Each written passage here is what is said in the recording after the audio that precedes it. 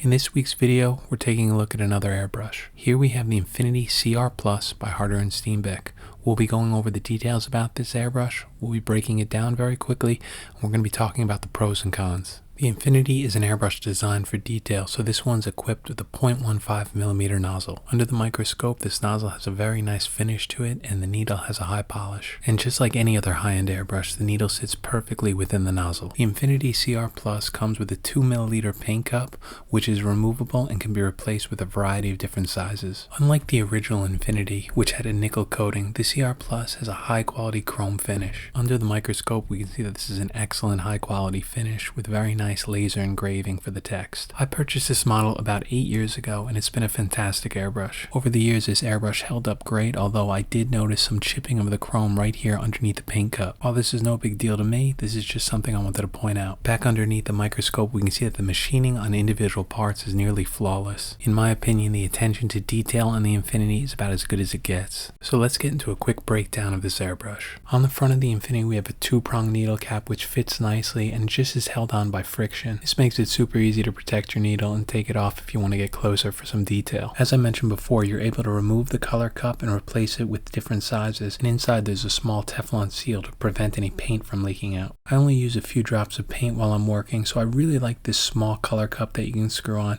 You can only place a few drops of paint in it, but you get a nice benefit by having much more room for your trigger finger, so you're not hitting a cup right in front of you the whole time. The rear handle is equipped with a cutaway for quick flushing the airbrush, and on the back we have a needle stop, which Harder Steenbeck calls their quick fix. And I personally never use trigger stops on any airbrush because I find them kind of pointless, but out of any one I've seen from any airbrush, this is definitely the best one. While removing the handle, you'll notice that it has a very wide thread to it, meaning that you can remove it in about one turn, which is a small and nice detail, but as we go through this airbrush, you'll see that it's loaded with a lot of these small innovative details that just make it one step above most of the other airbrushes. After removing the chuck and the needle, we could use a small tool to unscrew the needle spring assembly guide. As you can see, this comes out in one single piece, and from here you can break down the individual parts of it. So in the manual, this part is called the middle component with the lever adjusting screw, and you can see on the back here, you get a lot of room to adjust your trigger tension. From here, we can remove the spring and the needle chuck. The trigger assembly is very unique on this airbrush. As you can see on the back, it has this gold lever connected to it,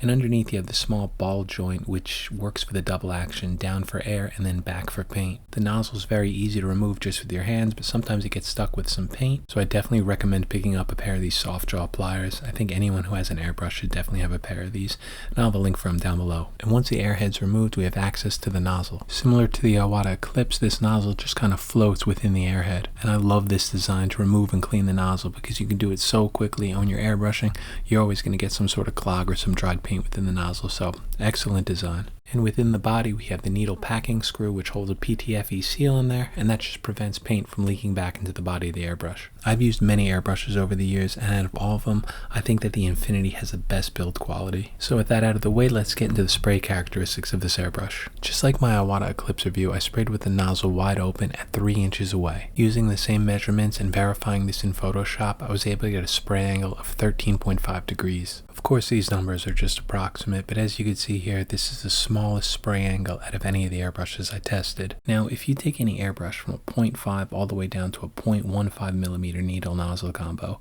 you're going to get about the exact same size line as long as you hold the airbrush right up to your surface. Here I'm taking the Infinity and trying to spray the thinnest lines possible. If I measure the thinnest line underneath the microscope, you're going to see that I get a width of about 0.2mm. This is almost exactly the same as the Eclipse and the Iwata Micron, just because I'm holding the needle basically right off the surface of the paper. So with a detail airbrush like the Infinity, you're going to get a lot more control when you actually back away from your surface, because that angle is going to be more acute, meaning that your line is going to be thinner as you move farther away. This makes things like adding in very subtle shading much easier to do than a normal airbrush. So if you're looking for an airbrush that gives you a lot of detail, make sure you pay attention to the spray angle, because that's way more important than how thin of a line you can get, because like I said, every single airbrush can give you a very thin line. They all come down to about 1/4 millimeter. Generally, a smaller needle and nozzle combo like you get in the Micron or you get in the Infinity is going to give you a narrower spray angle, but that's not true for every airbrush, as we'll see in future reviews. So now let's take a look at the airspeed of the Infinity spraying at 20 psi. Spraying at 20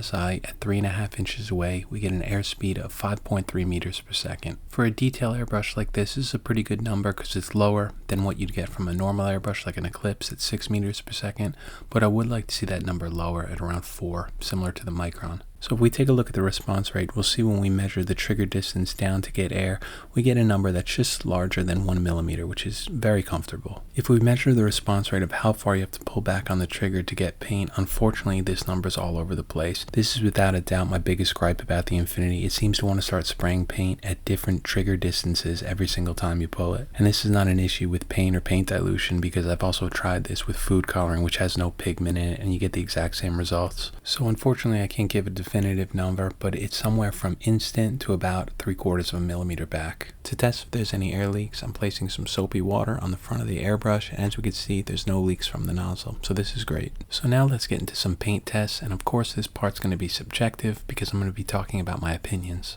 This little Bob Ross-esque landscape is 2 inches by 2 inches, and I'm basically making up as I go along, so I'm not going for any detail or anything like that in this. But right away, I could tell you that the narrow spray angle is really good for going in for those details. You can get a lot of control in shading, like if I want to make some shadows in these trees here, it's very easy to do, and get a nice transition, a gradient from a dark to a light tone. Now the trigger sits farther back on the body than it does on the Micron, but I actually really like this. It feels very comfortable holding it toward the back like this. Using Createx illustration colors like this, the airbrush does a great job at spraying. It atomizes the paint very nicely. I didn't have any troubles with it clogging or anything like that. It worked great. But the biggest problem with this airbrush is that trigger control. There seems to be no consistency at all with it.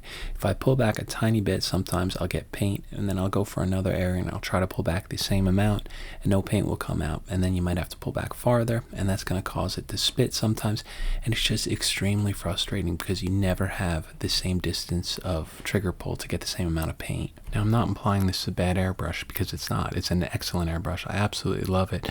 But that trigger control just feels like a gamble every single time. I wish it just sprayed the same amount every time I pulled back on the trigger like other airbrushes I've used. According to the Harder and Steenbeck manual, they recommend spraying at 29 psi, which is a little too high for my liking. Although I'm spraying at around 20 psi, I did notice that if you increase the psi up to around 29 or 30, the trigger control seems to improve a little bit, but not that much. And if you're spraying at 29 psi, you're going to have more air blowing off the surface because you're going to have a higher airspeed. And for me, this is just counterintuitive from what you'd want from a detail airbrush. You want to keep that airspeed low, like an Iwata Micron recommends 12 to 15 psi. And a lower psi like that, you're going to get a lower airspeed, meaning that you're spraying less paint because you're not forcing out as much, and you just have more control of the image. So if you're spraying with detail, I'd like to keep that number around 20, give or take. And if you're painting absolutely tiny or micro details, you're going to keep that number way lower than 20. At the time of filming this in early 2022, you can buy this airbrush for around $250 to $300 US. So if you're thinking about picking up the Infinity, it's definitely an airbrush I'd recommend. It's got so many unique features to it. Of course, I wish that trigger control was better, but every airbrush is going to have its pros and cons. So that's going to do it for this one. Thank you so much for watching, and I'll see you in the next one.